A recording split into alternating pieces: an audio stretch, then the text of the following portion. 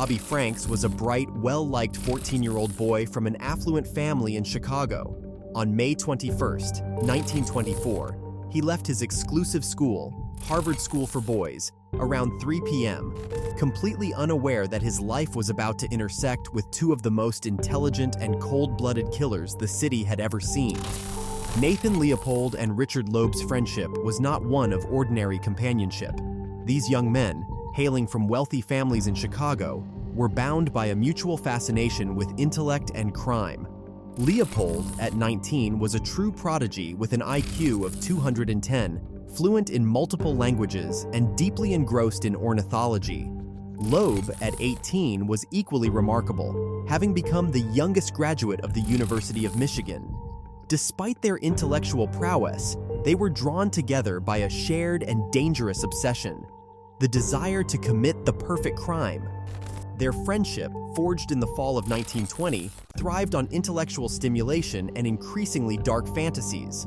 Leopold was deeply influenced by the philosophy of Friedrich Nietzsche, particularly the concept of the Superman, an individual who transcends conventional morality to create his own values.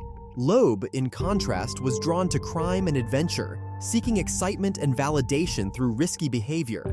Their bond grew stronger, with each encouraging the other's darker impulses. Together, they embarked on a series of minor crimes, petty thefts, and acts of vandalism, but these soon lost their thrill. Hungry for a greater challenge, they began to fantasize about committing a crime that would prove their superiority and intellect. Their plan was elaborate and meticulously detailed, aimed at demonstrating their ability to outsmart the authorities and society at large.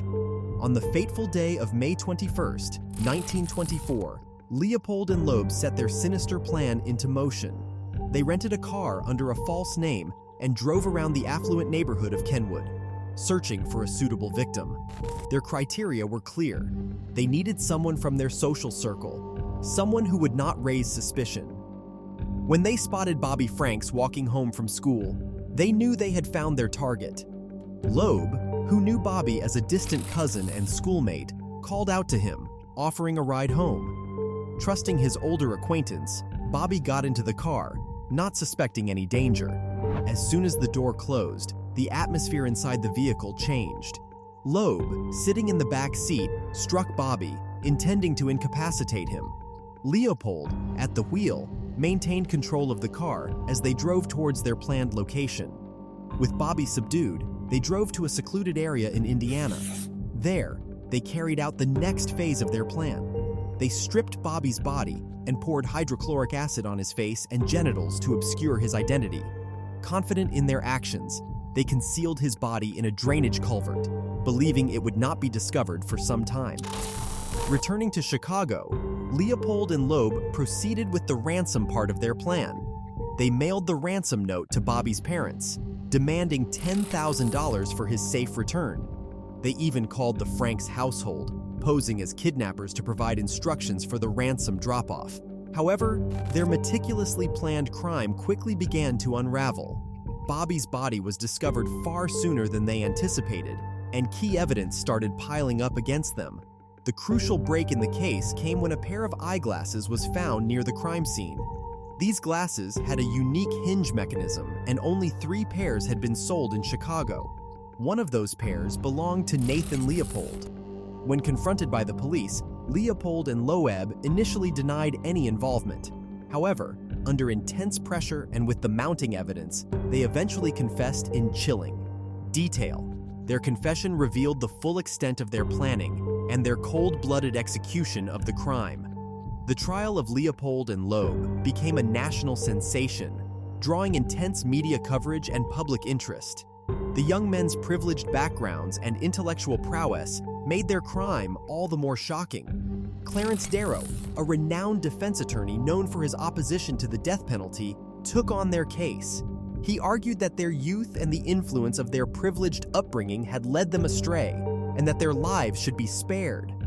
In a passionate and emotional plea, Darrow highlighted the psychological factors that influenced their behavior, including their sense of superiority and detachment from societal norms.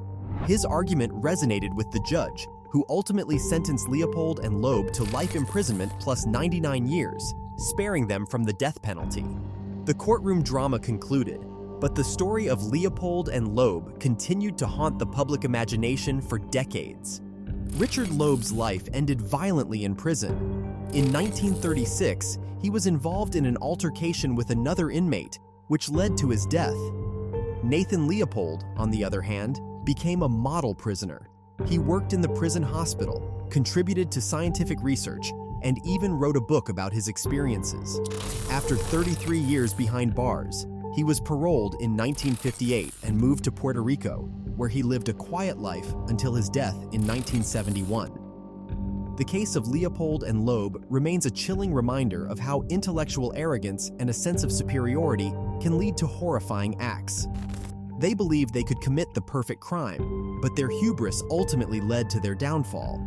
The senseless loss of Bobby Franks, a bright young boy with his entire life ahead of him, left an indelible scar on Chicago and serves as a grim testament to the potential for darkness within even the most gifted minds.